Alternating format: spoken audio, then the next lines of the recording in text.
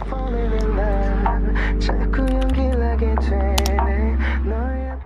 guys, I'm back with another video and I'm using here a liquid foundation with this Halloween cushion. This is my favorite one, and another this favorite my mini cushion, and this is the set I bought from Daraz, and now I'm making my nose look like Korean, so I hope it's going to work. So guys, I've been watching lately a vampire series and I'm kind of obsessed with the main lead, and he's kind of like so handsome. So now back to the topping, I'm going to apply a pink eyeshadow, sparkly, and now the underneath white one. Serial name I'm watching nowadays is Pyar Ki Ye Ek Kahani, and the main lead is Abhay, is my favorite.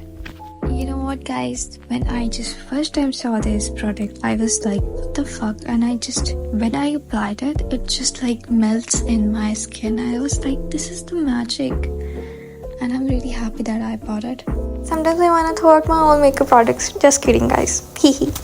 So guys, this is my final look. I really appreciate that you made it this far, and thank you for your support and loving me always. So keep watching. Bye bye.